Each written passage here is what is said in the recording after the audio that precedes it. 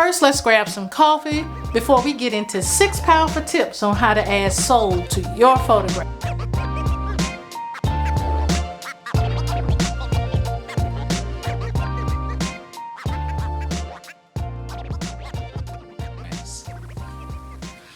Until now, I've been concerned with improving the technical elements of the craft or photography, but there are some deeper components involved in improving your photography or your work.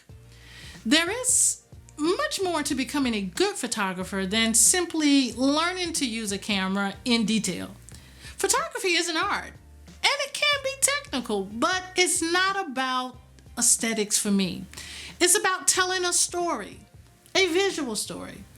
It would be too easy for me to believe that if I buy an expensive camera, top it with expensive lenses, and learn how to use it well, I'll get top-notch images. That's kind of naive thinking. Good camera equipment and extensive knowledge, technical knowledge, is important. They are important. But an entry-level camera and a kit lens can also get the job done. It can complete the job. So what does it take to make a good photograph? What is the difference between a significant and memorable photograph and an aimless snapshot? The answer is simple. Integrate or add emotions to your photographs.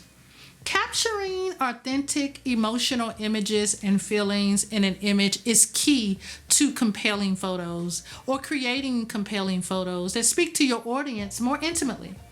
Now, I want my viewer to experience the personality and emotions of my subject or subjects in my photography. The obstacle with most photography is that we look outside of ourselves to take a great photo.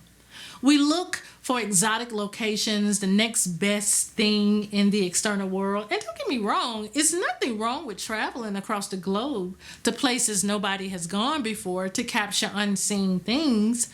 But it's not necessarily a must.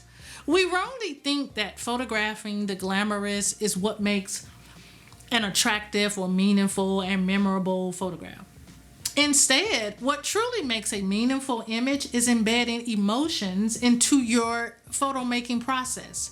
There are trillions of images floating around in your cell phone, on the web, just everywhere. But the question you should always start with is, what makes your photography different and unique? When your viewer looks at your images, can they humanize the image? Can they feel?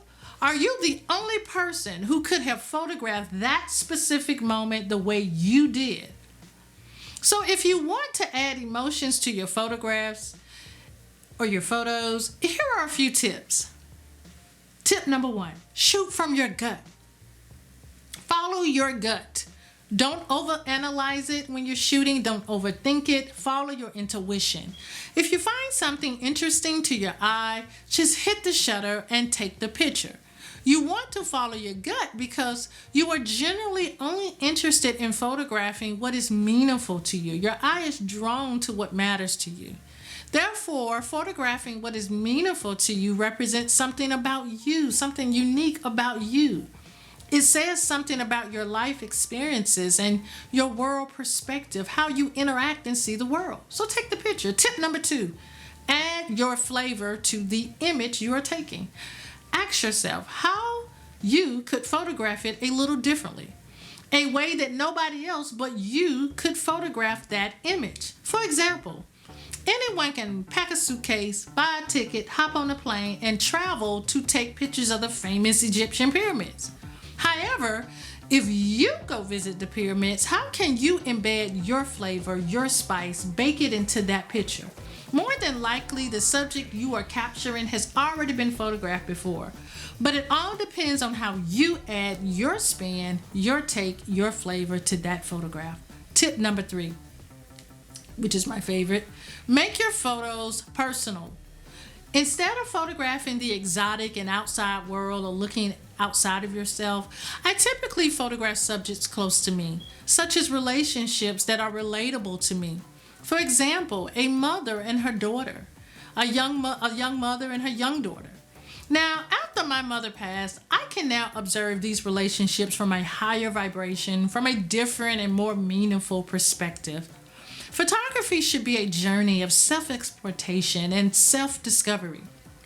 Learn to gain inner truth regarding you and know thyself through your photography.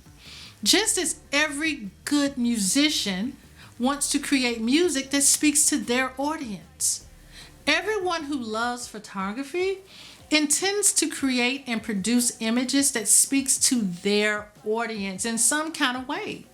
So think about that the next time. Make sure you have a vision for your photography. Know what you want to achieve in your photos and pursue that with a passion that will shine through in your work. Even if the photographs themselves are not technically perfect, use light and composition to make an emotional connection with your viewer. And you do this through your work, through your photography. Tip number 4, simplify the shot. Simplify the shot. If it's too busy, if the scene is too busy, emotions often get lost. Yes, the feeling may be present, you may see it, but your viewer will need help noticing from an emotional point of view. So consider simplifying the shot if you're looking to create a moving, compelling image. Exclude elements from your frame. Choose a perspective that highlights a single area of interest. Only include some of the scenes in your shot. Tip number 5. This tip may seem obvious, but focus on the face. Faces are full of emotions and stories. The eyes are the windows to the soul and often show happiness, joy, sadness, love, and plenty more. Plus, faces can convey emotions through puffy eyes, tears, wrinkles, etc. So if you want feelings to shine through, train your lens and your eye to focus on people's faces. Tip number 6, stop shooting. Sit the camera down and observe. This is an essential part of photography, especially when capturing images infused with feelings. Pausing for a moment to observe the world and people around you will tug at your consciousness. While watching, ask yourself a few questions. What interests you about this moment? What draws your eye into the scene? What do I want to capture with my camera? Why am I even pulling the camera out? What matters to me most about this scene? Asking yourself these questions will help you identify and resonate with any emotions in the scene. I don't recommend forcing things, but I do recommend stepping back and becoming an observer. This will help you connect with your subject and the location. So step back. Great photography is about depth of feeling, not depth of feel. A great photograph is a full expression of what one feels about what is being photographed in the deepest sense, and is thereby a true expression of what one feels about life in its entirety.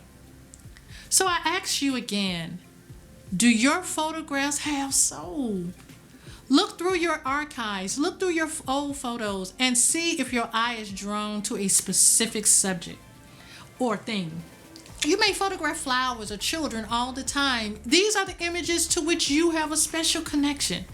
The images that contain part of yourself, your soul. The images that actually have soul. Soul is present. So make more of those. Thank you for watching, and if you find this video helpful, please feel free to share, like, and subscribe. And I will see you the next time to talk more about photography.